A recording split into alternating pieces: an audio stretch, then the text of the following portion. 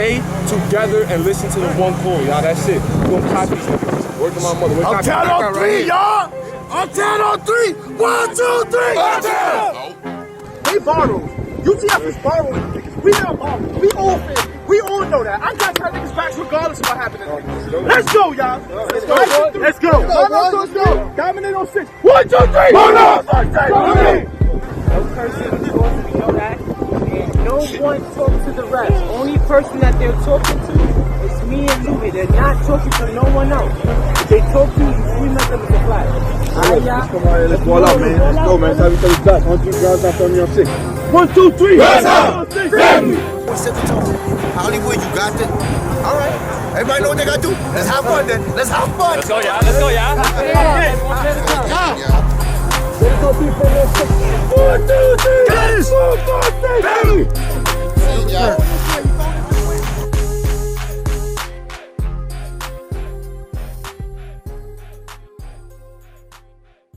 All right, people, what is going on? I'm blessed and very humble to have y'all here today on another episode of Real Tough Talk. I'm Stephen J. with my partner Ghost, and we're going to go over with you the Final Four in the UFL League. Like I always say, it was a long time coming. We have 4 of the best teams facing off each other to get to that championship. And the stakes have never been higher in this playoff, especially with these 4 teams. They all have A players that's also looking for their own prize of $1,000 in that championship game if they win. And that's why these games are that much more important this season more than any other. Well, listen, it's been a long, very interesting season. And now we're down to the final 4 teams. And these are teams that made the league exciting. These are the teams, a lot of these teams were mainly talked about all season. And these are the teams that everybody wants to see at this time. And that's going to be Monarchs and UTF and Grind Time and DG. Those are the teams that a lot of people talked about coming into this game. You will have you have Ramsey against his former team, UTF, where they played each other in the regular season, and UTF was able to win that game with a walk-off. I believe they won 26-25.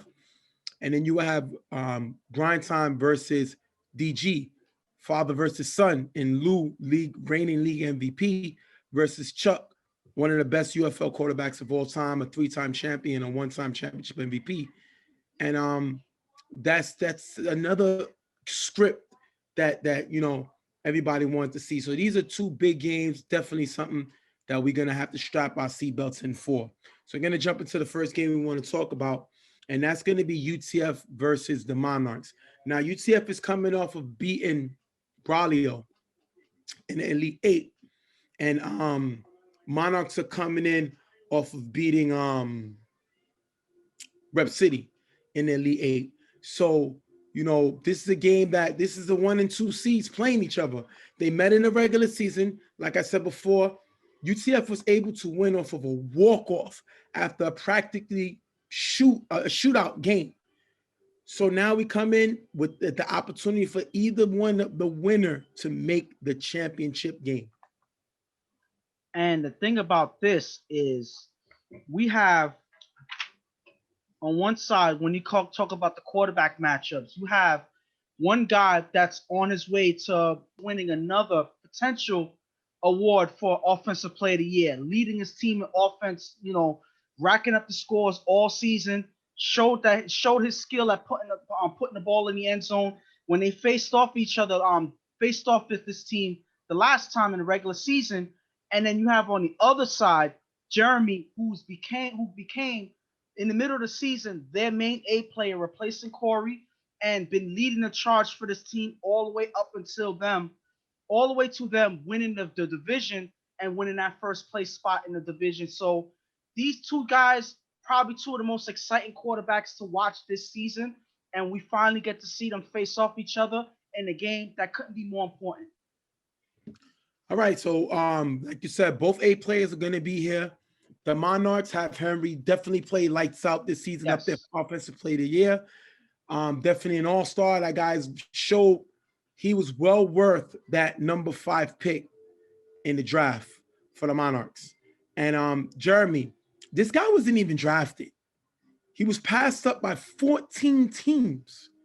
That's every team in the league passed him, including UCF. Situation went down with Corey. COVID, Corey hasn't thrown. They deactivate Corey. They signed Jeremy for a few weeks, and then they decide to deactivate Corey, basically giving him up in the draft. Yeah. In order to put all their chips on the table for Jeremy. And like I said, this kid has a chip on his shoulder because he was passed up by 14 teams in the draft. A lot of people thought that he wouldn't even be playing this season, not in the Final Four, and we're going to have to see what team makes it to the championship. We're going to jump right into the game when the Monarchs getting the ball first. UCF is kicking off. And Damo's going to return the ball, getting into the 35-yard line for 1 out. Listen, this guy's been a definitely impact player on the defensive side of the ball, but to see him do is on the offense, listen, it's definitely a sight to see. Definitely showing that he's willing to do whatever it takes in this playoff game. Ramsey gonna get the ball. 2 passes to Ty in the gap for a nice game. That's gonna take us to 3rd down. Ramsey is blitzed by Franklin, who's blocked by Kaz and Ty.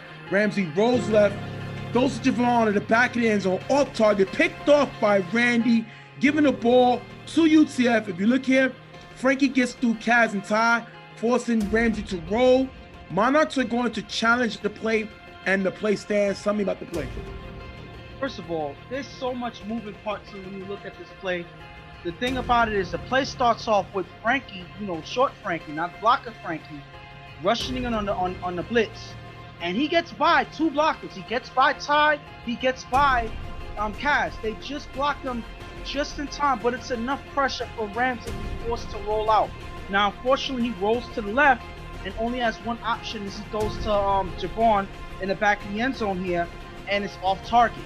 But one, you look at this play here, they challenged this play on interception, and this play, if you look at it, it looks like Randy just scrapes his foot on the floor as he catches the ball. So it ends up being inconclusive on the field because we didn't have enough evidence to overturn it. But looking at it here, it looks like he did get the interception regardless of what happened. But the unfortunate thing for the Monarchs is, if you look at the beginning of the play, if you look at the other side, somebody's open. Who is that person? Henry. Oh, that person's Henry. Wide open in the back of the end zone. But unfortunately, because Ramsey was forced to roll out to the left, he does not see Henry open in the back of the end zone on the other side. So that's a missed opportunity there that leads to them throwing an interception. That is a reckless throw. That's 3rd down. You throw the ball away. You try to run, get a yard or 2. But that is a reckless throw. And for Ramsey to be pressured by Frankie makes no sense because that's not Frankie the blocker. It's the other Frankie. You got Kaz and Ty. There's no reason for him to scramble. Stay in the pocket. Trust your guys. But Ramsey throws an erratic throw, and he throws not only in the worst area, but he throws to possibly a guy who could win Defensive Player of the Year. And this is why. Randy makes plays not only at the given position, but he can drop back to safety and make plays. He comes here with a crucial interception, giving the UCF offense back the ball. UCF gets the ball. 2nd down, Jeremy on 4 rush, throws a Brown on the sideline for a decent game. 3rd down, Jeremy's blitzed by Mike, who's blocked by G. Jeremy runs in the gap for a decent game and gets tagged. The question was he tagged by Damo? I think that was a tag. I think I missed that call. Jeremy moves a lot. So because of that, I try to be in the best position. That is a big miss by me. I got to get better on that. When you got a guy like Damo coming in and a guy like Jeremy being able to move, you got to get in position a little faster because both of these guys can make moves. That was a sack, but it wasn't called, and Jeremy makes the play. The good part about that is 4th down, Jeremy on 4 rush, throws a mambo on the sideline. Picked off by Benny, giving Monarchs back the ball. No harm, no foul. Great play by Benny. He's the guy that they got from Don't Sleep. He's a former UFL All-Star, making a great making a great play here, stopping UCF in their tracks. And the thing about it is, the thing that forced this play right here is the fact that Monarchs commit to rushing 2 players on this play. And because of that, no longer does Jeremy have the ability to scramble, but he can no longer run either. So now he has less time to make any plays in the pocket. He forced that play to his main target, Mamba, but the defenders are there, and Benny's able to make that interception, getting his offense back on the field. Monarchs get the ball back. Second down, Ramsey on 4 rush. Throws each to Javon, cutting in the middle. With a nice block by Henry, Javon gets to the 1-yard line. They wanted a block in the back. The flag was thrown, but it was picked up. Tell me about the play. Now, they were looking for a block in the back on this play, but if you look at the angle that we have here, as Javon is running towards the sideline, Henry comes up from the back of the end, so he comes out from the back, and he makes a block using his shoulder, hitting the guy on the side. So he comes right on the side, hits the guy right, I think that's Charles, I believe, hits him right into Mamba, preventing him from making the tag as Javon is able to run to the 1-yard line. I didn't see no block in the black. As you see, he makes contact with the player's shoulder, and because of that, that is a clean block. There's no flag, and as a result, the refs pick up the flag there. They're going to get the ball at the 1-yard line. 3rd and goal. Ramsey finds Cavs in the front of the end zone for the touchdown. Zay gets the extra point. 7-0. Monarchs take the lead. And the thing about it is, all of these guys commit, regardless if they're getting the ball or not. Main case in point, Henry here does not get the ball in that first drive there, but it doesn't slow him down. He's able to make a play for his other players and make a big block there to get them into scoring position there. That is a huge play to get them into the end zone. And Henry gets a bad rap because people think he's a selfish player. Not true. The guy just got missed on a touchdown the previous drive when Ramsey missed him. And what does he do on the next possession? The guy comes with a key block to get Javon to the 1-yard line. Listen, Henry has personality, but one thing the guy wants to do, he wants to win. He will sacrifice his numbers to win. And you saw it all season.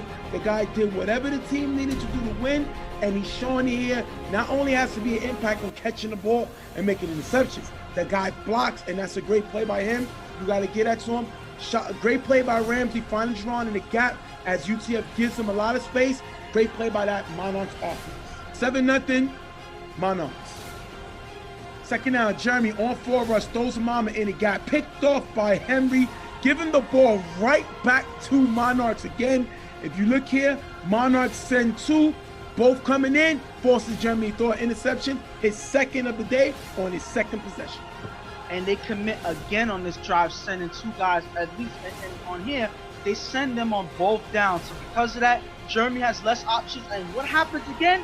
He throws it to his main guy, Mamba, as that safety valve player, the one that's going to save the day. But unfortunately, these defenders are watching him. They're staying with him. This time is Henry making the pick after making that big play on offense, getting his offense right back on the field yet again. Remember, it's 7-0 Monarchs. After getting the first down, Ramsey throws it tight in the gap for a decent gain. Second down, Ramsey will block it from Cass, throws deep to Benny, who has a step on Frankie on the sideline, caught in the end zone for the touchdown. 13-0. Monarchs take the 2-score lead. If you look here, Frankie never sees Benny on the sideline. Ramsey finds him for a touchdown. You're going to see Jeremy here talking to the defense. What was he telling the defense? I mean, he has to be telling them that they have to watch what's going on in the field and communicate. That's what I would tell them. Now, the key thing about this is if you look at the corner, and I've seen cornerbacks they make the same mistake over and over and over again. As you see, beginning to play here, you see Frankie on the corner. He's watching the quarterback before the play even starts. So now what happens? He's focused on the quarterback. As the player's hike, he's backing up, but he does not see the receiver that's lined up on his sideline. So because of that, the receiver is able to fly right on the sideline, runs right behind it. By the time he's able to react, Benny's wide open for the touchdown, and Ramsey's already throwing it, getting it in the end zone there. UTF gets the ball. Jeremy's going to throw to Frankie in the gap, who runs for a nice gain. Then Jeremy with 2 runs in the gap on 4 rush for a nice gain, getting him to the 10-yard line. Now, if you remember what they said, they were not going to let Jeremy beat them with his legs. And that's exactly what he does on these last 2 plays in the gap with this run. You got to keep this dude in the pocket because once he gets out, he's dangerous, and he gets him to the 10-yard line. 4th and goal. Jeremy finds Brown cutting in the front of the end zone for the touchdown. 13-6, UTF scores. If you look here, Mike gets beat as Brown cuts inside. Tell us about the play. But unfortunately, Mike, that's not usually be the one rushing in, decides to play the linebacker position where he gets caught by Brown as he cuts inside in the front of the end zone. Right as he cuts, Mike is beat because the ball is already coming out of Jeremy's hands, finding Brown wide open in the front of the end zone for the touchdown. As quick as he makes that move to get open, is as quick as Jeremy releases the ball for the touchdown. So you cannot get beat that quick because Jeremy's gonna hit that player with the pass right there. That's exactly what happens to get UTF right back in this game. And it's 13-6, but two big plays. The big play to Frankie and Jeremy running in the gap on two plays. They gave up too much yardage. I think they played a little back in the cushion, expecting Jeremy just to go downfield, and they got hurt, and they allowed Brown to score a touchdown. 13-6, Monarchs. Ramsey gets the ball. He's going to roll right on forward rush, throw the tie in the gap for a nice game, picking up the first down. Third down, Ramsey gets blitzed by Kaka, throws the tie in the middle, getting him to the 7-yard line with 7 seconds left. Last play of the half, Ramsey was blocked by Kaz and Todd. Throws a Henry in the back of the end zone, knocked away by Charles. If you look here, Ramsey doesn't throw the ball right away, giving Charles a chance to get into position, and that's going to take us into half. 13-6. Tell me about that play, how big that play was. And the thing about this is, if you look at this play right at the end, as Henry is running on his route, he's open here. He has his hands up. He's open. Ramsey's supposed to be throwing it right away on his route, but he takes too long. He hesitates. If you look, he makes a short pump. And as soon as he does that, Charles catches up and comes to make the play there. If Ramsey would have threw that ball right off this route, that most likely would have been a touchdown pass because they leave him open until Charles gets a chance to make the play. And that's going to take us into half. 13-6. Listen, I'm looking at this play right here for the Monarchs, and this is enough for them to have to talk things over, especially with Ramsey. Right now, on a play like that, he's looking nervous. He's looking like he's under pressure. He's looking like he's worried about doing too much and, having to, win the game for the team and all of that. Listen, they're supposed to talk to him and let him know, play your game. If you're going to take shots, take shots. The defense is there to clean up the mess. That's what they've been doing all season. Why go away from what's been working? Y'all had a good first half, but you have no room to start hesitating in the second. And this is exactly what it looks like as you move into it. So Ramsey got to do exactly what he did in the first half. These guys got to lock up on defense, and they cannot let Jeremy get any big plays like those runs and that big play to Brown in the end zone. If I'm UCF, this is how we want to play. We didn't expect Jeremy to put up a lot of points. First of all, first meeting, we scored 4 touchdowns. We don't need that this game. All we need to do is keep the game close. That is all. That is all. Use Jeremy to run the ball, kill the clock, and then find a way to score on a walk-off, which was we did before in the regular season. Ramsey always gives you an opportunity. He did already. We already got him for an interception already. So we just got to hold the fort down and wait for our opportunity to make a big play, and we should be all right going into the second half. Jeremy throws deep to Mamba, who has a step on Henry. The wall. We're going to jump into the second half. Jeremy throws deep to Mamba, who has a step on Henry in the gap, but the winner's going to take the ball incomplete. Second down, Jeremy on 4 rush is sacked by Damo. Monarchs rush 2, causing pressure, and they come away with a huge sack. And this is something that has been working all first half. As long as they send 2 on these plays here, Jeremy has nowhere to go. This is some good pressure and gives Damo that extra seconds to make the sack. But that is a big sack there by Damo. Third down, Jeremy throws a death in the gap. The pass is low, but still caught for a decent gain and a first down. Monarchs challenge. The play is inconclusive. The play stands. Tell me about the play. This play right here, I don't think that this was a good challenge. If you look at this play here, as Dev goes down, it looks like he gets under the ball and makes the catch. Yes, he rolls over, but there's no movement of the ball. There's not enough evidence to show that the ball was moving or the ball came out or anything like that. This was an ill-advised challenge because it doesn't help you whether you stop it or not, because they're right there near the first down. So there's a challenge that you could have used later on in the game. There's a timeout that you could have used later on in the game. So this was an ill-advised challenge, and I think that they wasted one because this ended up being a play that ends up standing anyway. All right, second down, Jeremy throws deep to Randy on the sideline, overthrown, incomplete. UTF can't get any further, and they're gonna punt. Listen, yes, I agree with you. I think the biggest play on that drive was when they sent 2 and Jeremy got sacked. I think that rattled him a little bit on his drive, forced him to make an overthrow. Didn't look good in this drive. Definitely good defensive stand by this Monarchs defense. After a short pass to Javon, Ramsey is blitzed by Kaka. Throws to Javon in the gap, knocked away by Frankie. Third down, Ramsey on 4 rush, throws to Henry on the sideline for a nice gain, but they're still forced to punt, giving the ball back to the Monarchs. Giving the ball back to UCF. What you think of that drive? First of all, I gotta say that this drive was not necessarily anything that they capitalized on. If you look on this play right here, this second down play, after a pass to Javon, you see Frankie step up and make that big knockdown to Javon in the gap. This is something that Ramsey loves to do. He loves to get that quick throw to Javon to get that big yardage, but Frankie's there to make that big knockdown on second down. The main thing that I noticed is, yes, they got stopped, but the funny thing is nobody notices that this is Henry's first reception of the game all the way in the second half. We're in the middle of the second half, and this is Henry's first catch of the game. That is not a good look if you're the Monarchs offense. That just shows that this second half, they're not starting so hot. They're not looking good because this UTF defense is stopping them. Second down, Jeremy throws to Dev on the sideline, off target, incomplete. UTF will have to punt. That is another stop by this Monarchs defense. Having Ramsey's back, they're slowing Jeremy down. They have to give the ball up. Second down, Ramsey is blitzed by Buto. Rolls right, is sacked by Kaka. The question is, did Buto go outside? Now, for me, I'm at the line. This is one of the closest blitz plays that I've ever seen.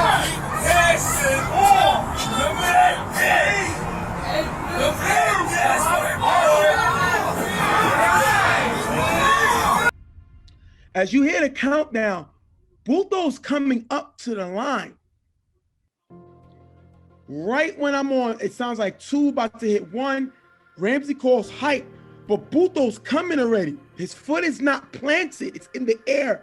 So technically he's not on sides. He's still making a move.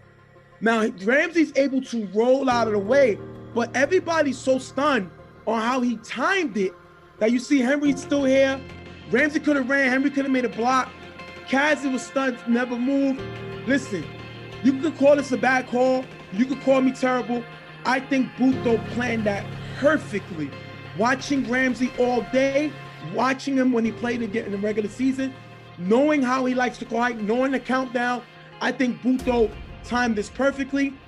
And you tell me what you saw. Listen, me personally, I think that regardless of what, if I have to, I always say, I've been saying it all season, if I have to slow it down to really see it frame by frame, then that means that it could go either way.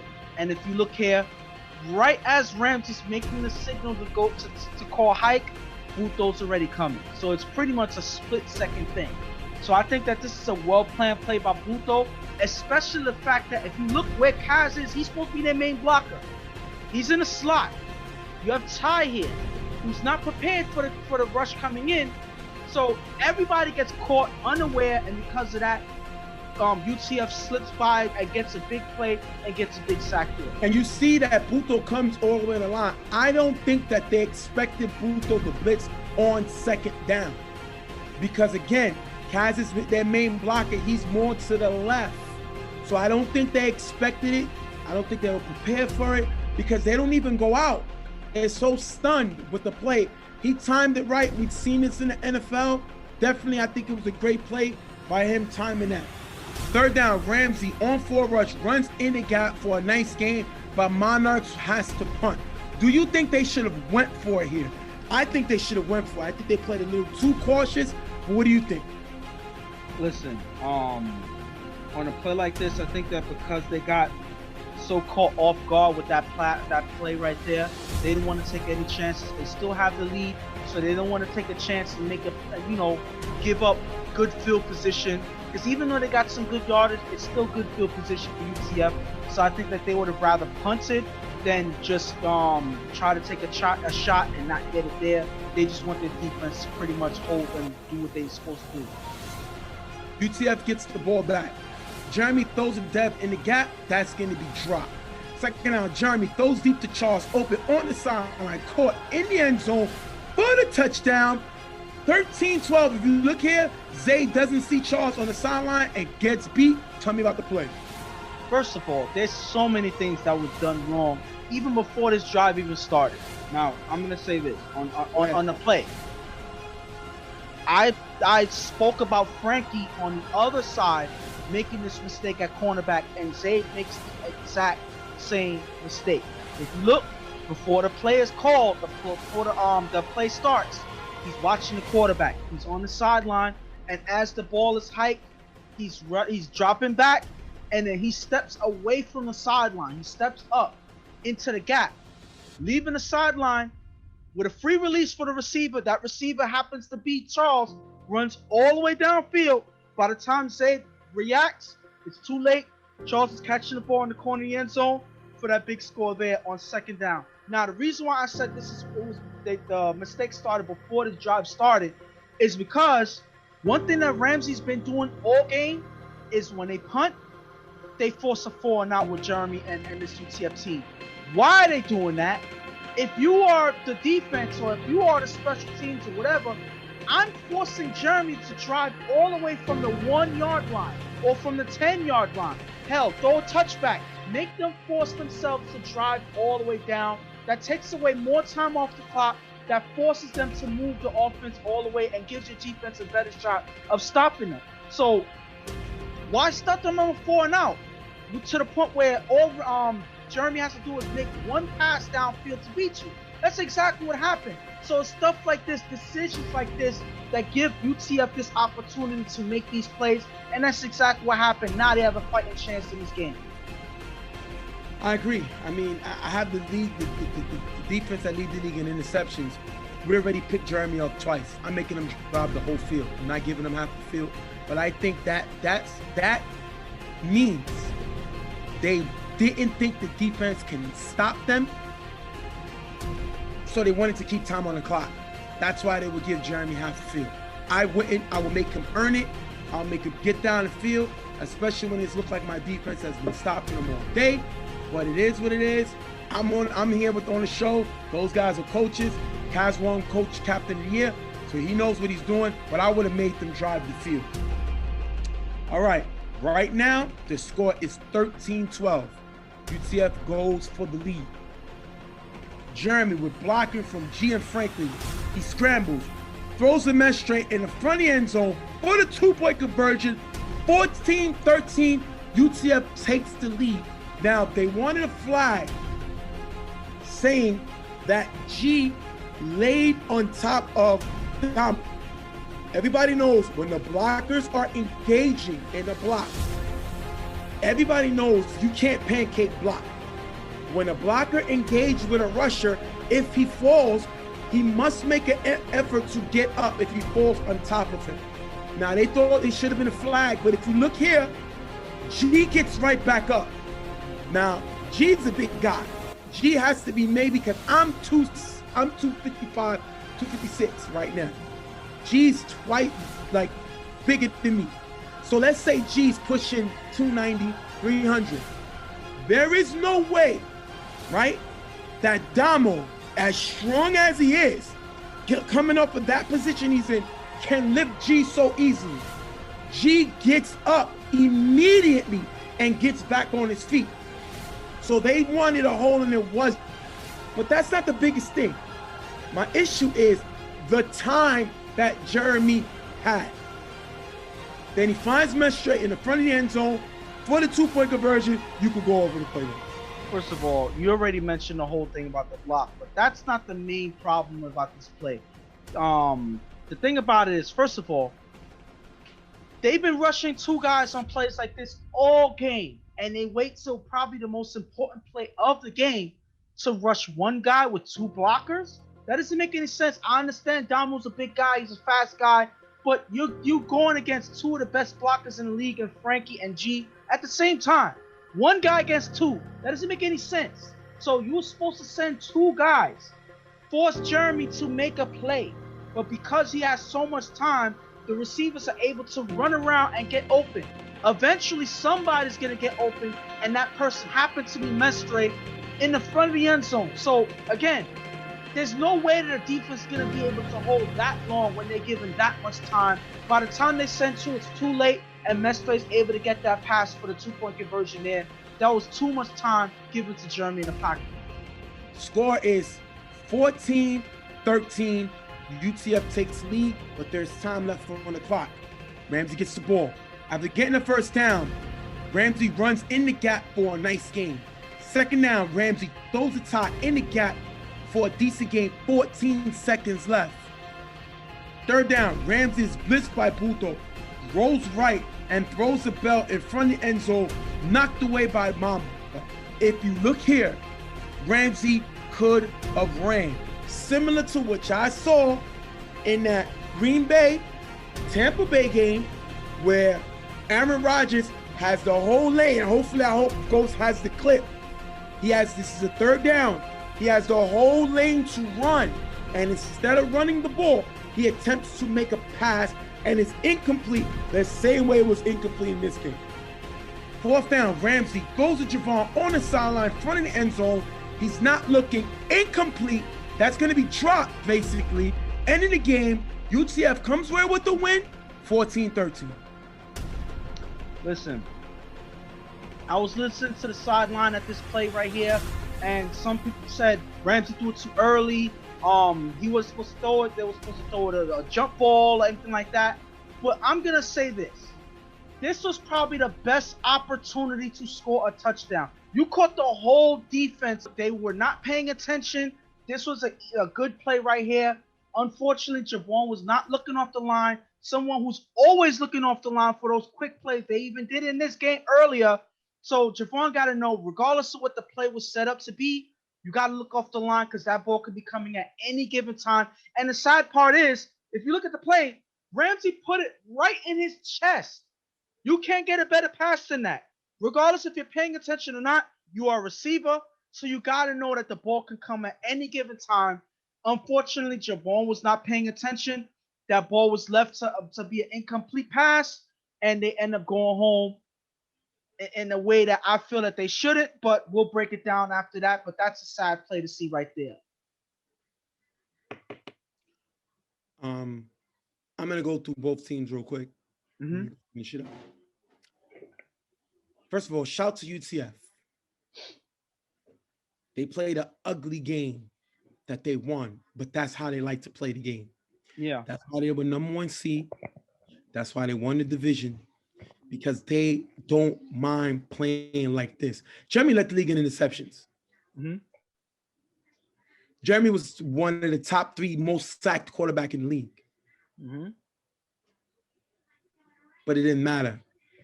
Hey, he had won 5 games in a row before they lost 3, and they won their last game. Jeremy also wasn't drafted. 14 teams passed him, and now he's going to a championship. That is a shout to him and this UCF team for having faith in him. They didn't play well. Not at all. The defense definitely stepped up, led by Randy with that big interception on the first drive. You got to give this team their props, and that's a shout to them. They're going to the championship. They'll face the winner of Grind Time and DG. Shout to all those guys. Monarchs believe the refs lost them this game. Not all of them, but they had a few guys. You had a guy post something on Instagram, as you can see, this picture here, saying that how is this not a flag? And I love that. I see social media as the escape now. We go to social media, and listen, I'm not one to say I don't make mistakes. I'm not the best ref Probably one of the worst refs, as guys say. One thing I'm always give you is effort, and I'm never going to make an excuse. If I make a mistake, I make a mistake. That play that I missed, that was a sack. Damo got him, and I made a mistake. The Buto one, I think that was so close, like you said, to Shaw. I'm not even going to blame myself for that. But how does the refs lose you a game that your quarterback was in the red zone twice and couldn't score? In the red zone. One, I believe, was at the 7, and one was at, the 10 that he threw the interception? Mm-hmm. It's 2 scoring shot opportunities. Y'all guys are the most efficient offense in the game. You score 50% of the time. That's as high. That's the highest in the league. This game, you went 2 for 7. What percentage is that? 28%. Next, your all-star, possibly a guy who's going to be up there for offensive play of the year, Henry, had 1 catch. He had an interception on defense, but interception. So at least he connected with Jeremy. Unfortunately, that's not the quarterback. So he caught the ball as many times from Jeremy as he did from Ramsey. I think that's an issue. Next problem. You sent 2 on Jeremy's first drive here on this possession, you got an interception. You sent 2 again on this drive here, you got an interception. You sent 2 here again, and he got sacked. They end up punting. And the one opportunity that you must send 2 on a 2-point conversion, you was arrogant and you sent 1. You allowed Damo to attempt to show his muscle and then have Frankie and G work together to stop him before you send help.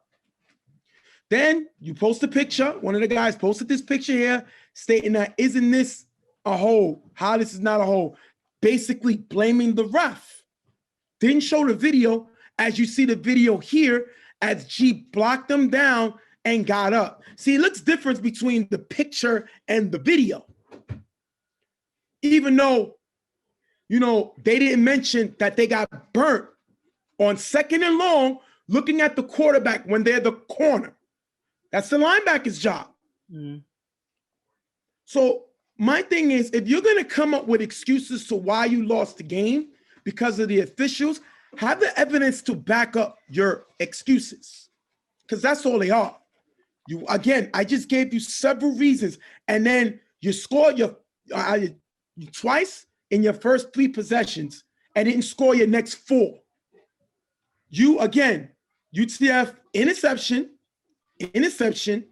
touchdown, punt, touchdown.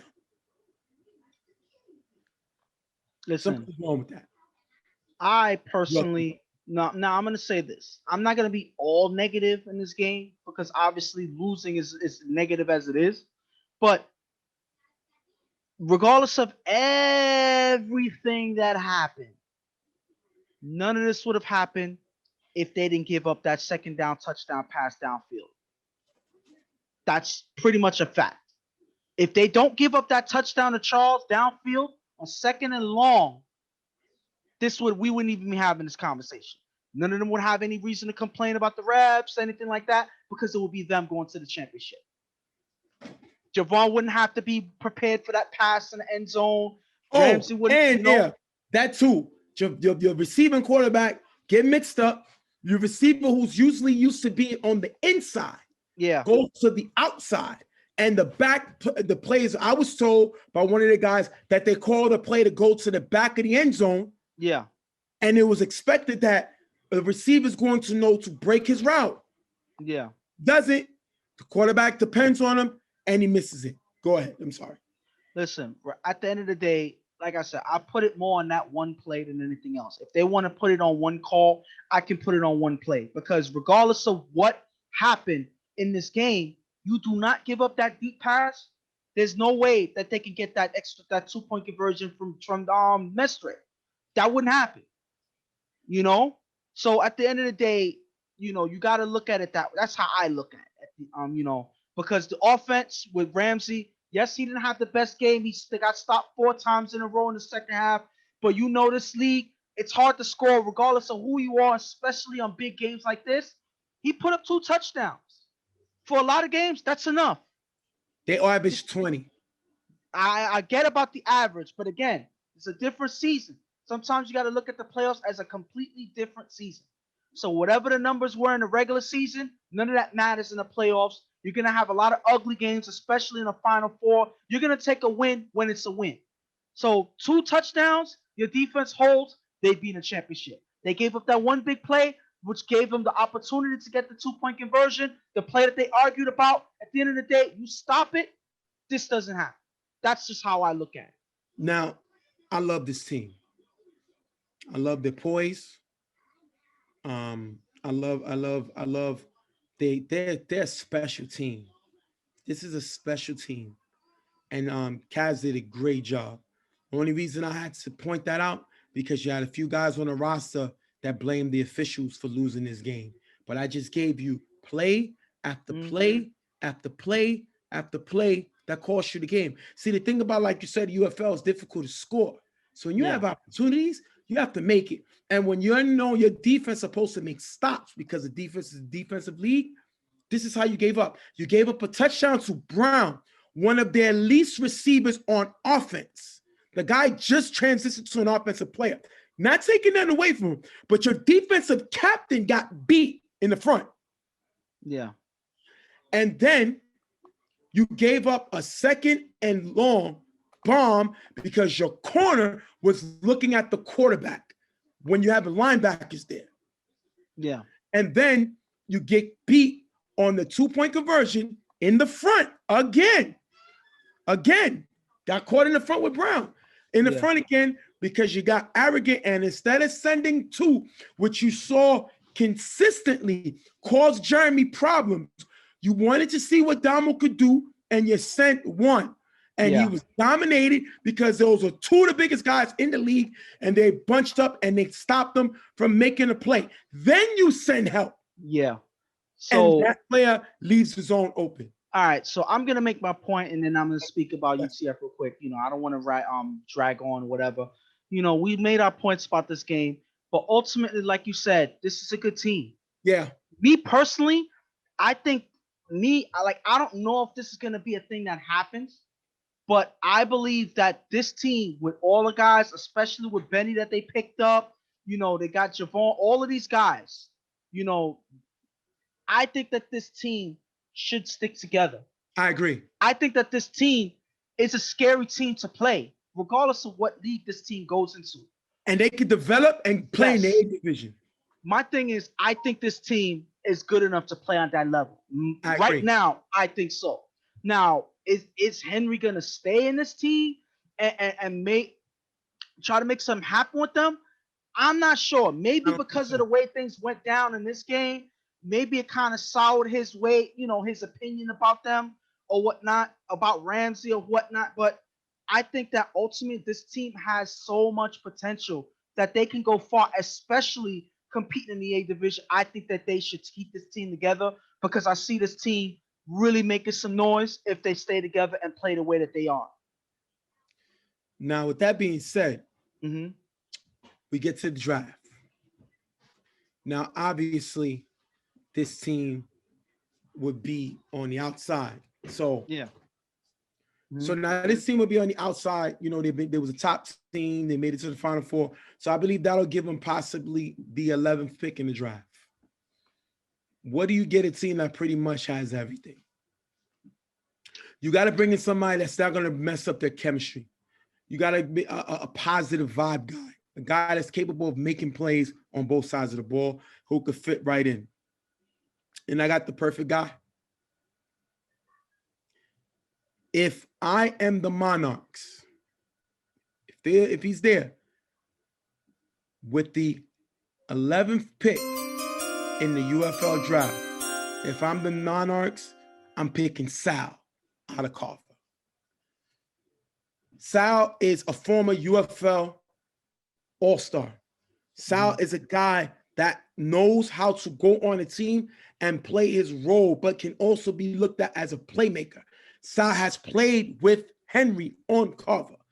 I think he's the perfect fit to come in, keep the spirit going, keep the guys together, help out Ramsey as far as its imperfections because he done play with Tommy, he done play with Chuck, he done play with Reggie. So he's played with all experienced quarterbacks that'll only make Ramsey better.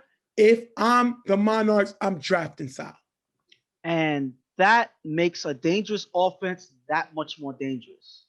Let alone the defense. But I think that they would go over the edge with the offense as well because, as you saw throughout the season, Ramsey had a good connection with Javon, especially early on. Getting down, using them to drive down the field in gaps or whatnot. Sal is a similar player to that. He's a player that can get you downfield in the gaps, make some big plays inside the field, and also, make some plays downfield every now and then. Now, I'm not going to say he's the fastest guy of all time out there, but he can still make some big plays. He's a big-time receiver. He has good hands, and he knows how to get open. So that's another addition to this offense that makes them that much more dangerous. So I think that that's a good pick. And the fact that he's not one that's going to draw attention to himself. He's going to come in, play his role, give his advice, help with his experience, and help the quarterback get better. And I think that that's what Sal's position is there to do. And he's also a good defender as well on the opposite side. So, all you're doing is making good things on both sides that much better. And I think Sal's a good fit for them. All right, we're going to wrap this one up. UTF coming away with the win over Monarchs. 14-13.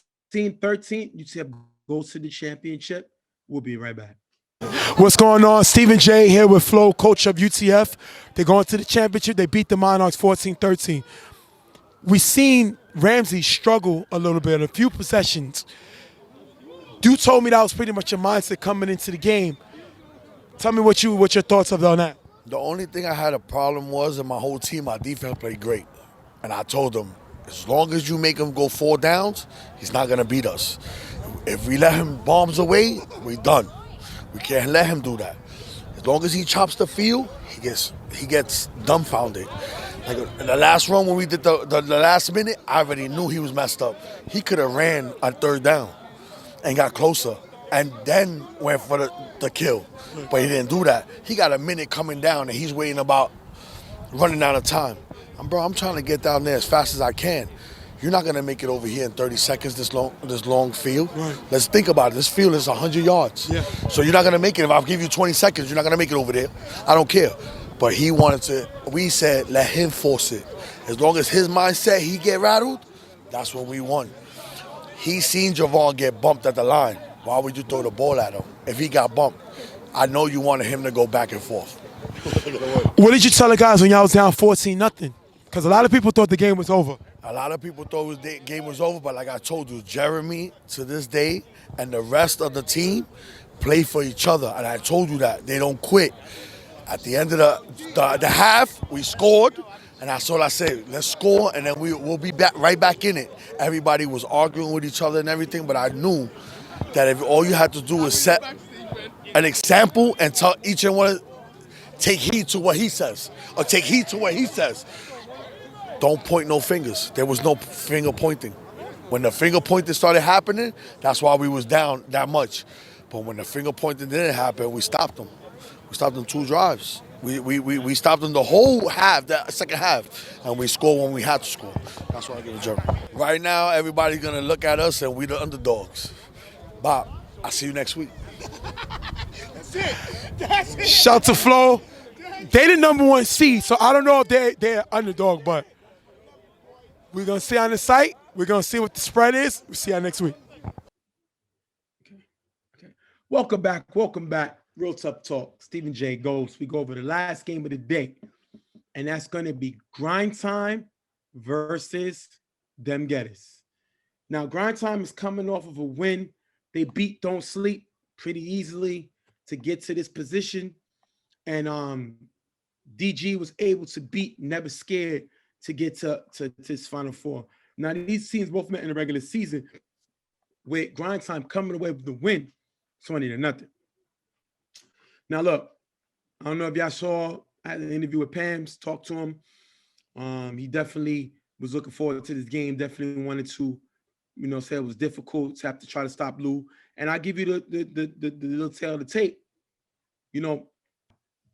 Now, prior to 2 seasons ago, Lou had not beaten Chuck ever in the UFL. But 2 seasons ago, he beat Carver in the Final Four, eliminating them. Now, that game, there was no Chuck, but they had Pans. They beat him 20-0. Fast forward, in that last season, it wasn't in, meaning Carver, them guys, because it was, we'll go to this season, regular season. They meet Lou again in the regular season. Lou beats them 20-0. This time, they have no Pams, but they have Chuck. So as you see, Lou has not beaten them when he has them together, but when they've been separated, he's won. So now he has them both back together. What do you think impact that has on this game, being that you have Chuck and Pam together? Obviously these guys have always, it's almost like it's a natural fit that these guys have been together for so long. It's like they know how each other thinks already. They could come up with strategies without really having to talk much, so it's all about helping everybody else get on the same page as them, because they already know what to do. They've been here probably 1,000 times before. So this is pretty much commonplace to them now, especially when they're, together on a different team. The biggest thing for this game for Grind Time, the guy that they drafted is here, but he's hurt. Prince Mo will not be playing. He has a popped hamstring, if I'm right. That's huge. He's a drafted player. He's one of the best defensive players. It's going to hurt them, because this is why they drafted him, in order to play a team like DG in the playoffs. And they're not going to have him. He brings a certain energy to this team. He was, obviously he's a two-way player, big time defender for them. All obviously an offensive weapon. So, he played the year too. Yes. So he brings this team to a different level. He brings, his play, puts them over the top of what they need. And without him here, it's a big miss for this team, especially on offense, because he always gives Lou an opportunity to go downfield, and not having him makes his options that much less against Dem Getter's defense that's pretty good, that's been holding them down in the playoffs so far.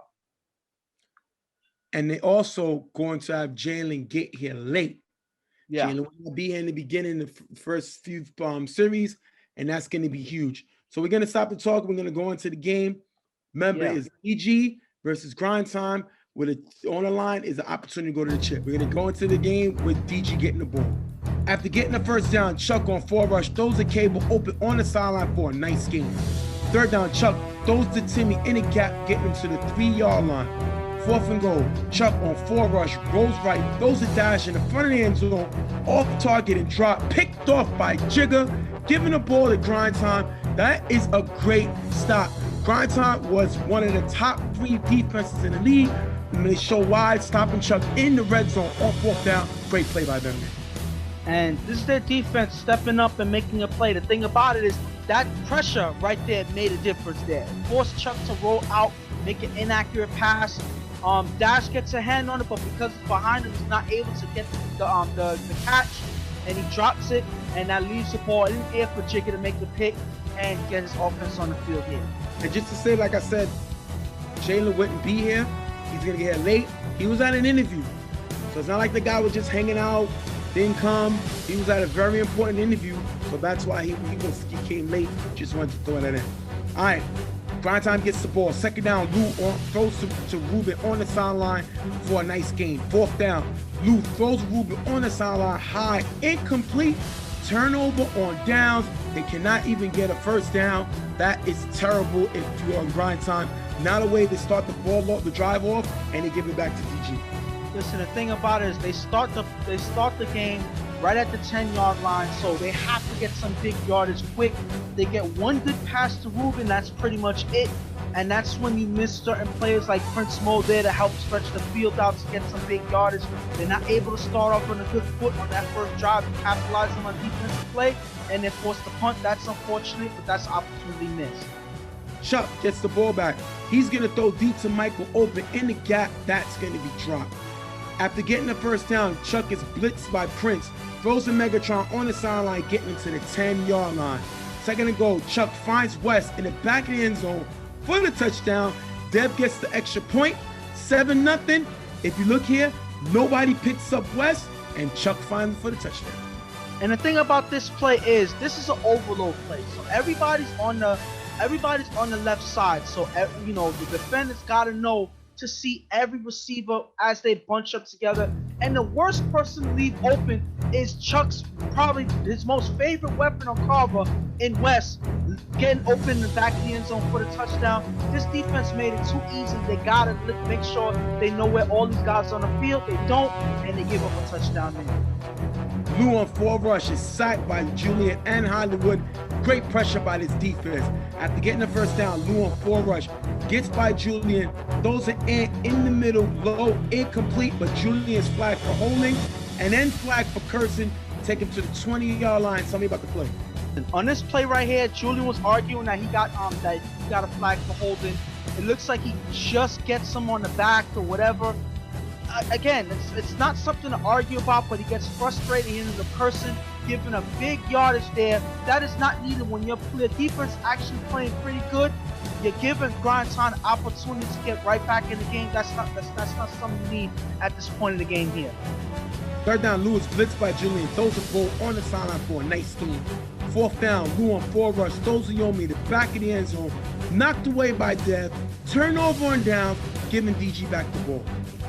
And they get away with one. Yes, they got a couple of flags on this drive, but their defense doesn't let that slow them down. They're able to lock up, not give you no easy options in the gaps right there, and they're able to make yet another stop in this game. This defense is playing pretty good so far. After 2 short passes, Chuck gets blitzed by Jiggle, blocked by Timmy. Throws deep to Dash, who beats Day Day in the gap for a nice game, picking up the first down. Tell me about the play. And right here, it looks like Data gets beat right on the route. As soon as he gets beat early, that's an option for Chuck to throw. And as soon as he finds him, Dash is able to run for a big gain here. This is one of the worst guys that you can give a big play to. They got to watch where he's going. You cannot try to chuck him off the field or anything like that. Stay with him. Let him come to you. Day does not do that, and he gets beat right away, and Chuck is able to find him for some big yardage there. First down, Chuck on 4 rush, finds Michael cutting in the back of the end zone for the touchdown. Dev gets the extra point, 14-0. If you look here, Shy gets caught guarding 2, and Chuck plays him like a fiddle for the touchdown, finding Michael. And after dropping that big downfield pass to Michael, one thing about Michael is this season, he's been a little bit spotty, dropping some passes that he should be catching. But here, he makes a big catch for the touchdown here. Chuck is still able to go back to him. But if you look at this play that Shaw's guarding here, yes, he's stuck guarding 2. He gets frozen here because there's 2 receivers cutting in front of him. There's Michael cutting in the inside, and there's another receiver cutting on the outside. Who's that receiver, mind you? That is West cutting on the outside. So you understand why Shaw gets frozen there, because he doesn't know who to get. Now, obviously, I'm going to go after West, but that leaves Michael open for the catch. I think that he kind of made the right decision to go after West first and make Michael make the catch. Unfortunately for the defense, Michael does make that catch for the big touchdown there. Chuck is able to find him, get them extending their lead here. 14-0 DG. Grind Time gets the ball back, 4 and out. Lou with 2 passes to Vic, getting to the 20-yard line. 4th and goal at the 10. Lou on 4 rush, finds Yomi in the back in the end zone for the touchdown. Ruby gets the extra point, 14-7. But DG challenge if Yomi keeps his foot in bounds. Tell me what you think of the play, and tell me what happened. And obviously, since you already said that they got the extra point, so you know that the play stands here. But look at this play here as they challenge it. You see Yomi at the back of the end zone. He keeps his feet in bounds, making a great catch, focusing on staying in bounds. That's a good catch there. So I'm not mad at DG trying to challenge this play, but that's a good catch by Yomi, getting open and making the big play to get this Grind Time team right back in the game. After getting the first down, Chuck gets blitzed by Prince. Throws a Megatron in the gap, picked off by Bo. He's going to try to run down the field, but can't score before half. He's going to run into a guy, taking it into the half, but GT thinks, Grind Time thinks that Bo got hit dirty. Tell me to play what you see, what you have on tape. First of all, if you look at the play, as you see Bo coming, that's me in the middle of the field trying to dodge all the players back and forth and still record the play as I'm trying to dodge guys not getting in their way. So as you see, Bo is running in the middle of the field. And they said that somebody hit him with a shoulder in the back. If you look here, he gets tagged by Tim. And Tim pushes him into Megatron, who's chasing behind him. So as Tim pushes him, that's when he collides with Megatron. It's not necessarily a dirty hit. It's just that since Tim pushes Bo back into Megatron, that's when they end up colliding. It wasn't really a dirty hit. It was just contact from Tim that forced him into Megatron. It's an unfortunate play, but I don't think it doesn't look like it's intentional.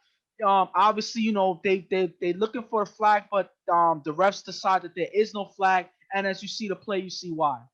That's going to take us into the half. The score is 14-7 DG. Now, if I'm Grind Time, I'm a little concerned. We had the ball 3 times. We got stopped twice. One of them, we got stopped in the red zone. The other, the first time, we couldn't even get a first down. I am a little nervous because we're not able to move the ball the way we're usually capable of doing. GT does not have the best defense. They're in the middle of the pack, but they definitely show the ability to make plays. Now, we already stopped Chuck twice. He was 2 of 4 in the first half. We picked him off twice. So we can make stops. We can make plays. We just got to be a little more consistent and take advantage of whatever opportunity we're given. And with DG, first of all, as you have Pams, you have Chuck, you have so many guys that faced Lou before, you already know what makes him make mistakes, and that's putting pressure on him. You see them coming in, putting pressure, especially with Julian coming in on every single down. He's coming in on that 4 rush. As long as you're able to switch and alternate, especially when they switch and alternate with Hollywood, they're able to constantly put pressure on Lou, force him to make passes through the pressure. As long as the defense is able to hold and put pressure on Lou, I think that they'll be just fine. The game is closer than it should be, but at the end of the day, as long as defense is able to hold, I think that they have a good shot of coming over the win. We're going to jump into the second half with DG's flag on the door, and Grind Time gets the ball at the 35-yard line. Lou with 2 passes in the gap, getting him to the 7-yard line. 4th and goal. Lou will block up from Yobi, throws the E-Rock in the front of the end zone, off target, incomplete. Turnover on downs. GT, which is Grind Time, gets stopped by Dem Getter's defense again. And what have they been doing? They've been putting pressure on Lou.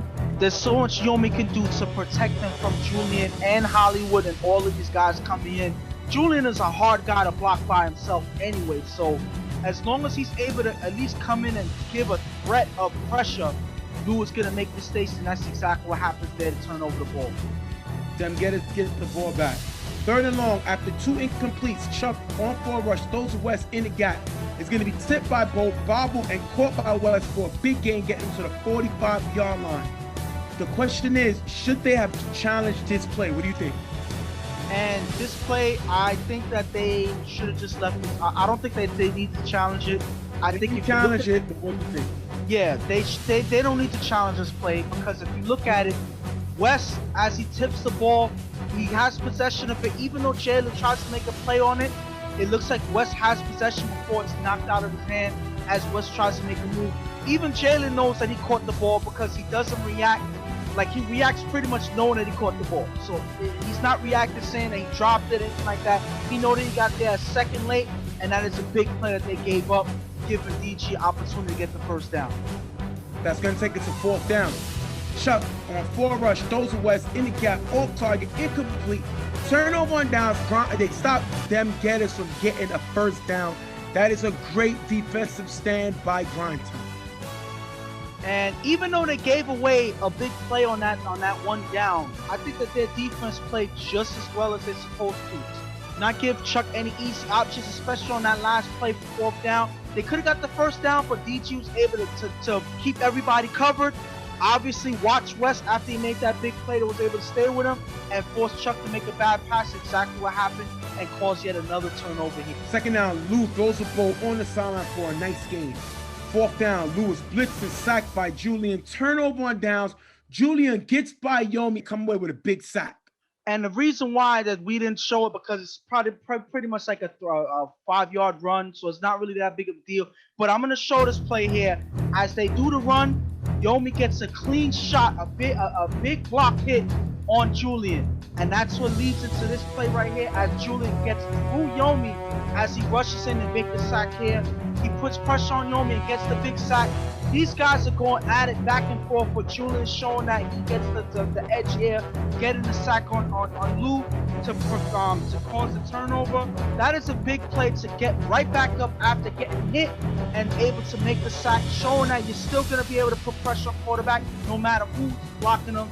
Another big stop by this Dem Gettys defense. Dem Gettys can't get anything and they struggle to move the ball, and they're going to have to punt. Grind Time gets the ball back. It's 14-7 after they just stopped Dem Gettys. After getting a first down, Lou on 4 rush rolls left and throws a shot in the middle, who runs into the end zone for the touchdown. 14-13, they're down by 1. Finally, he's able to get a big play here. Shaw gets into the game. They leave him wide open in the middle of the field, and Lou's able to find him, getting that quick score for the touchdown. They have an opportunity to get it to take the lead away. With this next play, it's all up to what Lou does next. Now, Grind Time is going to go for 1. So they go for the tie instead of lead. Head scratching. A lot of people wondered about this play. A lot of people didn't understand this play. We just seen UTF go for 2 and get it and take a lead. But Grind Time decides to go for the 1. Lou on 4 rush throws a ball in the front of the end zone. High, incomplete. They get stopped. 14-13, taking it to the 2-minute warning. Remember, now DG has the lead. After getting the first down, Chuck kills time, dodging the tag, moving on the side, getting past the tag. They're not able to do anything more than that. They're gonna have to punt. But the thing about it is, if you look at plays like this, they were able to use up enough time to take away from Grind Time having less of an opportunity to score in the next drive. So the whole thing about this drive was Grind Time was supposed to stop him and tag him as soon as possible. And Chuck, with his dancing in the pocket and whatever he's doing, he's able to kill those precious seconds that Grind Time needs in the next drive. As they get the ball back, they have less time than they were supposed to have. 3rd and long with 3 seconds left. Lou throws a screen to Bowl, but he's tagged by Julian. End of the game. Dem Gettys win. They're going to their 2nd championship appearance. They beat Grind Time 14-13. Now we're going to have an interview with Chuck, Pams, Jalen, Jigga, Yomi. We're going to talk to those guys, and we'll be right back. Stephen J here with Coach Pans of Dem Gettys, who came out with a close win, 14-13. Was you surprised that they didn't go for 2? Absolutely. You got to go for 2. No matter what, go for 2. I thought they was going to go for 2, but when they went for 1, it helped us. I mean, worst case scenario was going to be a tie game. So, I mean, I was surprised at the call, but, you know, they probably got their reasons why they didn't go for 2. I can't tell you why, but, you know, things happen. How was you able to slow down their pass attack? Lou didn't really look comfortable today. Because our game plan was to just everybody, Timmy and Charlie, stay back in the middle. Chris to stay in the middle back and give everything. Let him, if he could beat us chopping it, we was going to live with it. I got a big question. I've been going online saying, I don't know why you got Michael in the game. Michael does not belong in the game. This is not the spotlight. He came up with a huge catch. Made me look dumb. I got to eat my words. What made you keep having the confidence to keep him out there in that offense? Because Michael's going to be the guy that they're going to leave open. And if he runs the play that's called, he's got to make the play. They didn't honestly leave him open. He made a good play. If you go back and you look at it, he went behind the defender one way and came back, which was a good play. And, you know, most important, he just made the catch. Can't complain about it. You got UTF next week. You know, they're kind of loud, physical. Jeremy's elusive. What's the mindset going into that game? Before we get to that question, I told Ghost during the first game, I was scared of Monarchs. Monarchs was the most complete team. Now going into UTF, I think the matchup is pretty good. And we just got it with them. It's all mental. We got to stay in our mental, play poise, and, you know, let y'all do your job. And we're going to do our job and just be quiet and play the game, man. All right. Game, man. We're going to thank Coach Parents for being here with us. They're in the championship. One more game to go. We're going to have to see what happens. Thank you. Stephen J here with Chuck, starting quarterback of DG. First of all, you know what we said about them drafting you. I thought it was funny. I didn't think it was a good move. Guess you kind of proved me a little wrong by making it to the championship. Nah, I ain't really proved nobody wrong. We just kind of like started gelling at the right time. Our defense been playing very good. You know what I mean? So, I mean, it ain't like something I'm like scoring 4 touchdowns a game and stuff like that. I'm doing just enough for us to win, and then everybody else is doing their part. Just like I'm asking the same question I asked Pam's. Was you shocked that they didn't go for 2? Yes. And part of the reason I was shocked is because of the time. They know here in the throw-offs, if they throw it off and they don't throw it and we don't get it, we're going to hold it first, and, you know, in that situation. But if they go for 2 and get it, then we have to do something with the ball, and then it benefits them. We seen Lou miss a lot of throws today.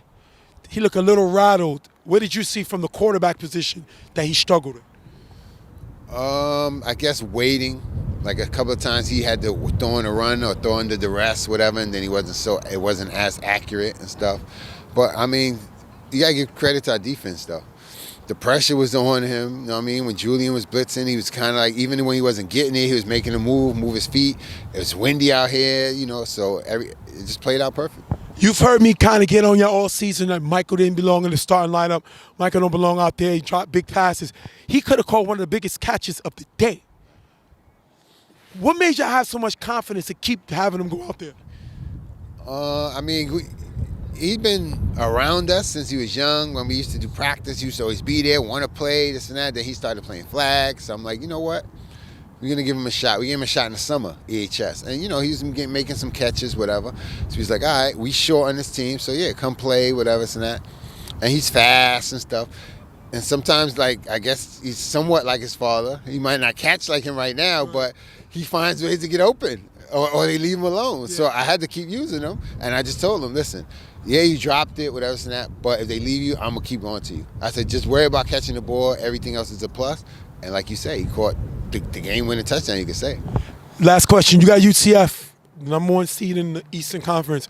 Very aggressive, loud team. Jeremy, the most elusive quarterback in this game. What is the mindset for your team going into that game? I mean, the same thing. Defense.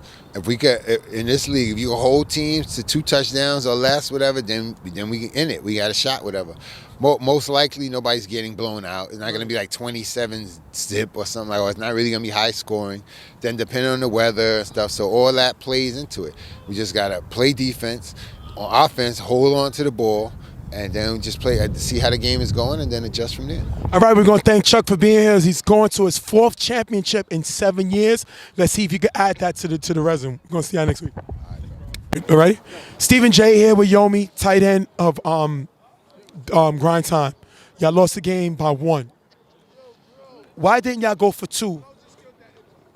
Down, up in you're chasing 1. Why y'all went for the tie instead of the 1? I guess everybody was just focused. Too many people was talking because we was saying it. Prince Mo was saying it. I was saying it. I guess everybody was just the clock running down. Nobody wanted to call timeout. They was just so into the game. They just decided to go for 1, and we still missed it. Lou seemed to struggle a little bit moving the ball. What did you tell him to try to get him refocused in the game? He just got to take his time and like make the right read. I think today he was a little hesitant with the throws. Maybe he saw something and he wanted something bigger, and maybe he hesitated on that. But overall, I could say it was an okay game, man. Back-to-back championships. Y'all lost. You came into the Final Four. You came short. What would you say Grind Time's legacy is in the UFL? In UFL, we one of the greatest. I'm saying we just got to, when we get there, we got to finish. That's it. I'm saying last time in the chip, there was a little mishaps, you know, a little messed up field and all that. But, you know, we still wanted to play, and it didn't go our way. But, you know, it's always time for another year. We always get the recruits. Then Chris Mo not being here kind of hurt us up, too. So, you know, but it is what it is. You know, it was a good game. 13-14, you can't get mad. We're going to thank Yomi. The guy never does interviews, and he finally did one for us. I appreciate it, bro. We're going to see you on the site. Thank you, bro. What's going on? Stephen J here with Jalen of the Grind Time, where they took a heartbreaking loss 14-13. The biggest question everybody going to ask, why didn't y'all go for 2 to take the lead? Why did y'all go for 1? I mean, I think when you look back, it's easy to say, why not go for 2, go for 1? Our thinking on there was we needed to make a play. I mean, we had some people open on there, it just wasn't good enough throw or, just contested. Our thinking was we had stopped, it was 14-7 at half. We had stopped them 4 times in the second half. My thinking was we're going to get this score, now force them to try to win the game. We felt confident that Chuck was going to make a mistake. As you saw, we had a bunch of knockdowns, drop passes, even a couple close interceptions. So I think it was we're going to get the tie, force them to try to win it. We're going to make a play on defense, shorten the field for our offense, and then we will walk it off on them. So, again, I think we were just trying to make sure we could continue to play. How was Dash able to make – Dash made some big plays. And we thought that the thought was coming in the game, we're not going to let him beat us. Then Michael got involved with a huge touchdown. Tell me what happened with the defense in those 2 big plays. I mean, just a couple, miscommunications early. I mean, partially my fault. I got here late. So, we were playing some man. People got lost, getting mixed up, trying to do too much. I remember the deep pass. But, again, I told Dede he's young early in this. But I told him that ball wasn't a good ball. He was open. But if you were closer to him, you can either knock that down or catch an interception. Again, football is a game of inches. So if he plays that better, it would have been different. In the end zone, I think that we had a similar miscommunication on the right side, which ended up letting Michael get open. But, again, I think even with those mistakes, we stopped them again in the first half, and then we blanked them in the second half. So, we feel like, of course, we could have played better. I mean, I think we usually give up maybe 1 score. So if we would have gave up 1 score, obviously we win the game. But, hindsight is 20/20. How should grind time be remembered in the UFL? Went to the championship, was up on ILD. ILD came back, you lost that game. Went into the championship last year, Rep City. Lights wasn't really good. Y'all decided to play. Completely lost that same offense that y'all had. Y'all lost that championship. Y'all were the number 1 seed, 8-1, make it all the way to the championship for a few plays short to go to your 3rd straight championship. What is the legacy of grind time in the UFL league? I mean, I just think we're not there yet. We keep falling short of the hump. Excuses, no excuses. In every single game you just mentioned, we had a chance to win. We was being IOD, like you mentioned. Rep City, we start sooner. We get a sooner start on offense, play with more pace. We could have won that game. This game right here was in our hands. Like I said, it was 14-7 at the half. We stopped them. We had a couple short fields. We had a 4th and goal we didn't get. We had an extra point we just missed. I think we had 2 4th and goals. So again, I think, whatever. I'm not too worried about what our legacy is. Obviously, like I told you before, we look to play to win championships. So our legacy is going to be everybody else who hasn't won. Right. We're a participant in the league trying to win a chip. We're going to thank Jalen for being here. Grind time falls just short. 14-13, definitely going to be looked at as one of the best teams in the league, because to have the success what they did with the same guys, not making all these huge pickups, is said about this team, this organization, and their family unity. We're going to see y'all on the site. Thanks. What's going on? Stephen J. talking to Jigga, the captain of Grind Time. Captain. Let's think of that captain. Up there for captain of the year. Led the team to 8-1. How do you not go for the 2-point conversion to take the lead? At the game, at that moment, I just feel like, Lou was just feeling his groove. No one really could tell him what to not do at that moment. He wanted to go for 1. We felt confident. We let him go for 1. Of course, the biggest thing was to go for 2 at that time, but he went for 1, and we believed in him. Defense was able to kind of slow Chuck down, which I say y'all wanted to do. But we see Dash and Michael make 2 big plays on y'all. What happened on those plays that Chuck was able to find them downfield? Well, missing Prince Mo today was big for us. That was a big piece. And then as we, Jalen came late, so we still wasn't in groove yet. And then as we got in the groove, everything started to click in, and those 2 big plays did cost us down the line. Just like I'm asking the same question I asked Jalen. You fell short 2 years ago in the championship to IOD. Fell short last year to Rep City. You come versus DG with a chance to get back to the championship, and you lose. What is the legacy going into the UFL legacy of Grind Time? Well, I mean, regardless of our record of losing and not, coming out the champions at the end of the day, our legacy still shows that we grind. We grind, we play hard. We are a hard-working team. We always play hard. We always going to come out and fight. And we just, 2 to 3, maybe 1, half a mistake away from making it to the chip and honestly winning those 3 chips that we could have won. All right, we're going to thank Jalen for being here. We appreciate it. A lot of guys would avoid having an interview after a heartbreaking loss. We appreciate him. Listen, the guy's up there, I know he won a chip. He wants a chip, but he's up there for Coach of the Year, Captain of the Year. You never know. 8-1, pickups, we already spoke. Let's see how that'll be a nice consolation prize, but We know what you want, and we respect your game. Thank you for being a part of the league. Thank you. There's a lot of things that we can go over. First, I'm going to talk about DG, them Gettys, the Western Conference champs. Shout to their defense, because Chuck was 1-2 for 7. Same as Ramsey, no different. And he threw 2 interceptions. This defense backed him up. The last time we seen Chuck play really, really great was in the second half of the Sharks game in the first round. Last round, didn't play well. Defense backed him up. This game, I think he played good enough to win. Defense backed him up. So you got to give them props because he carried them in that Sharks game in the second half, and they've been carrying him in these last 2 playoffs because he hasn't played great. Now, nobody's going to remember that. They're just going to remember that they are going to the championship. But you got to give this defense props. You know, they got a lot of defensive guys, Hollywood, Track Star, Megatron, Dev. They got a lot of guys, Julian, that's been making plays on this defense.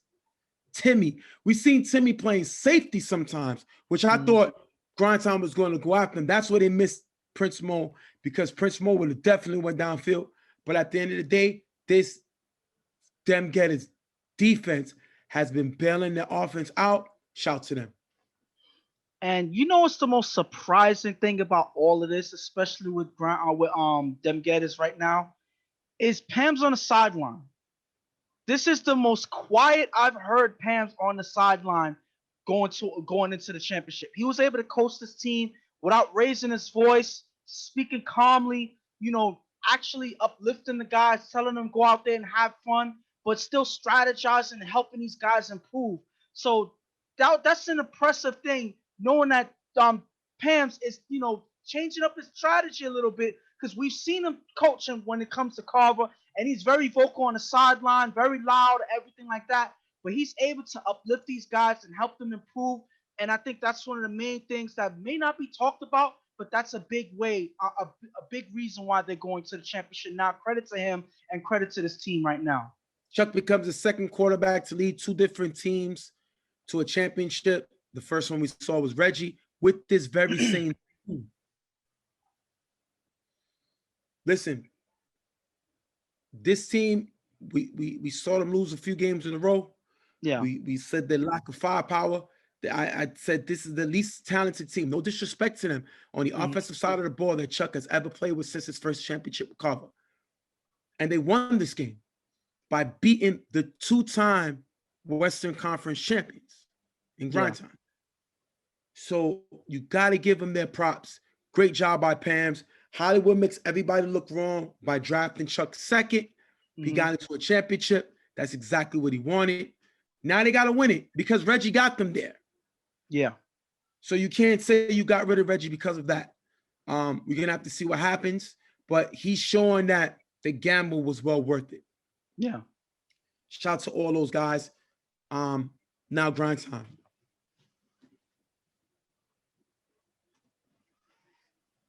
Lou was also 2 for 7. But my problem is this drive stopped in the red zone. This drive stopped in the red zone. And this drive stopped in the red zone. That's on their offense.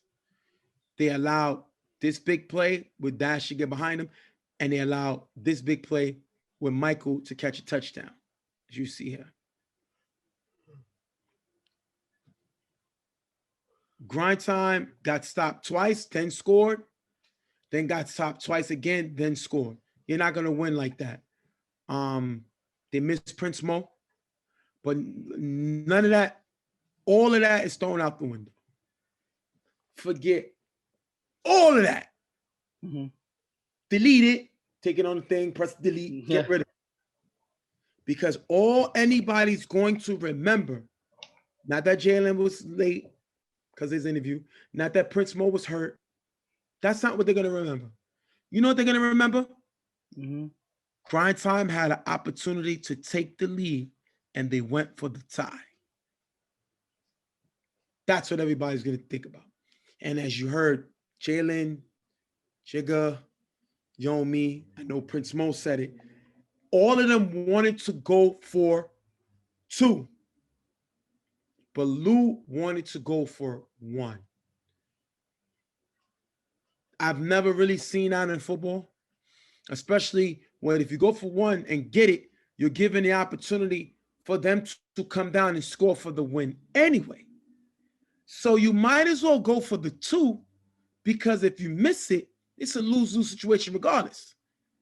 So I don't understand why you go for the tie. Again, you go for the tie. If you get it, you're just giving back their offense the ball and trying to stop one of the best quarterbacks in history and in UFL history, the ball.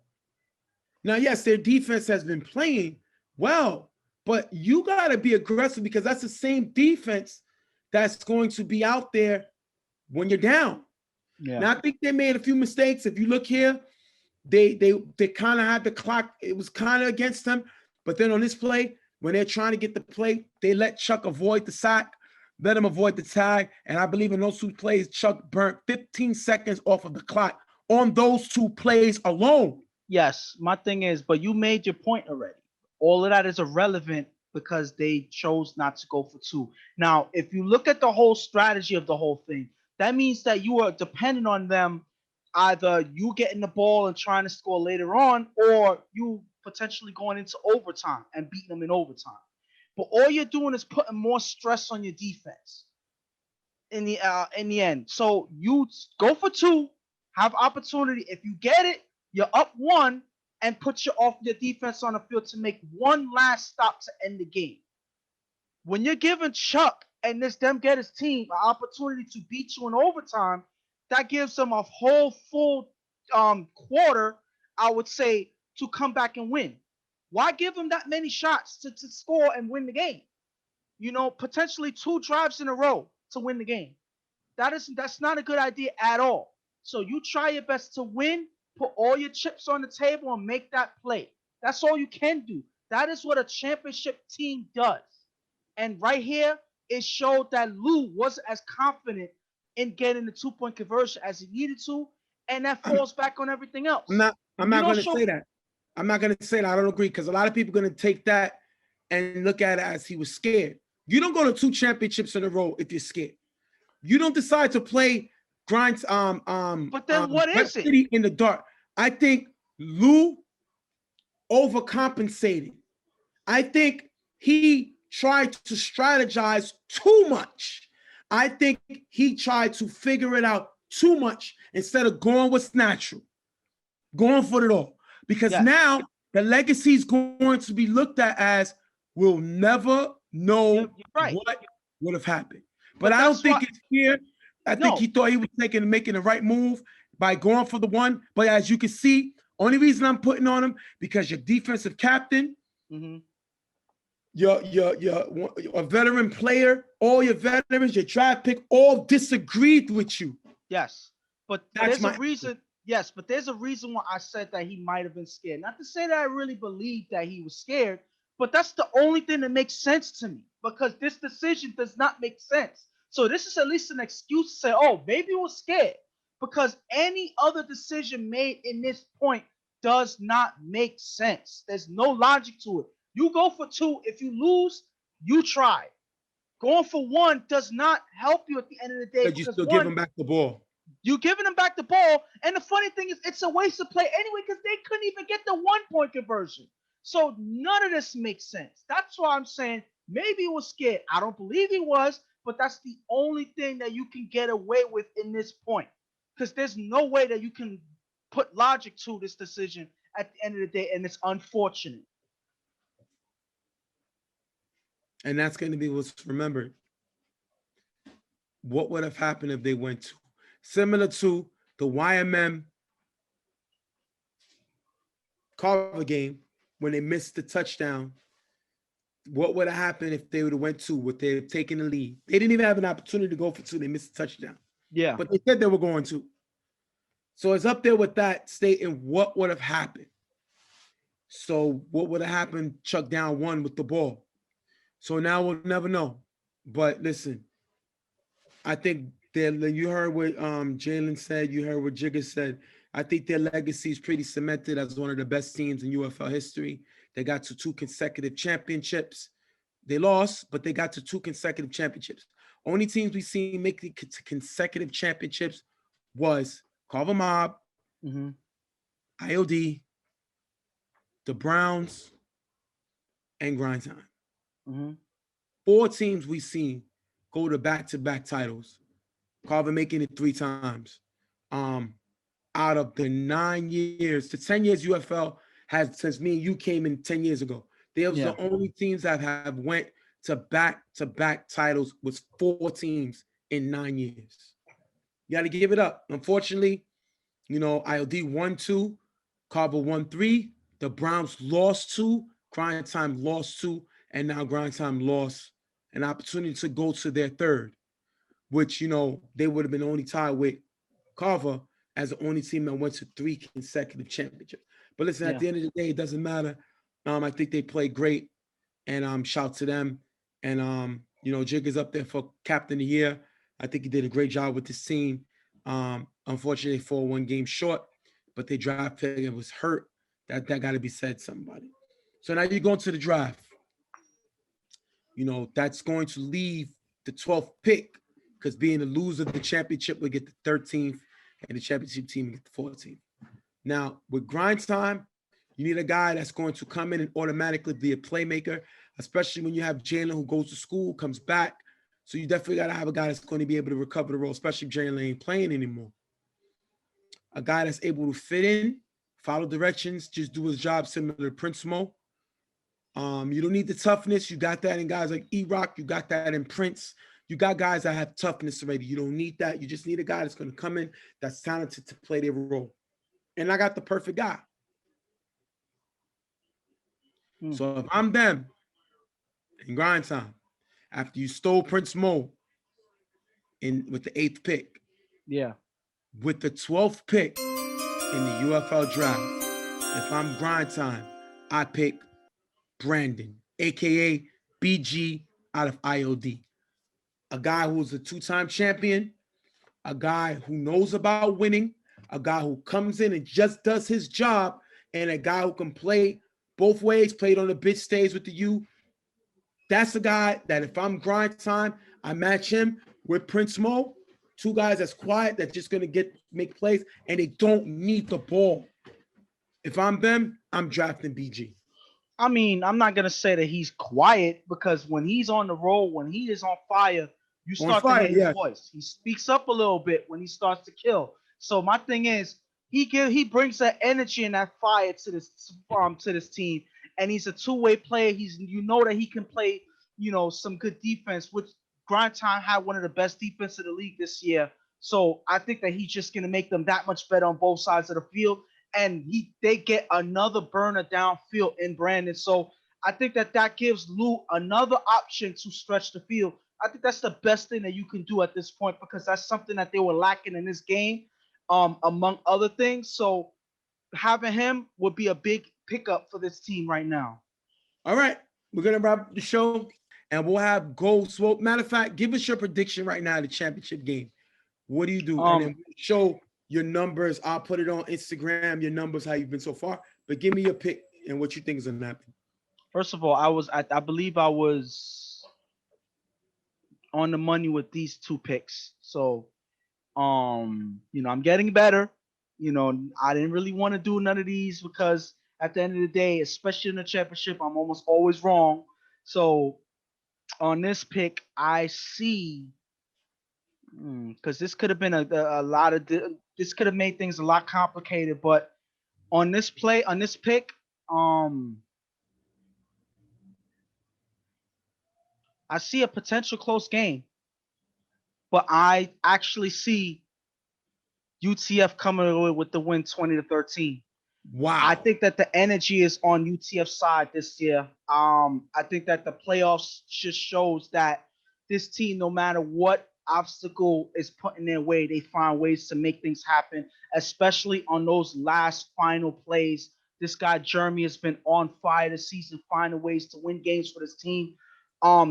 It's kind of how he beat them during the regular season. It came down to the wire, and on Jeremy's last drive, he was able to put up points to get them the lead. So he did that in the last game against the Monarchs. I think that he has opportunity to do it again.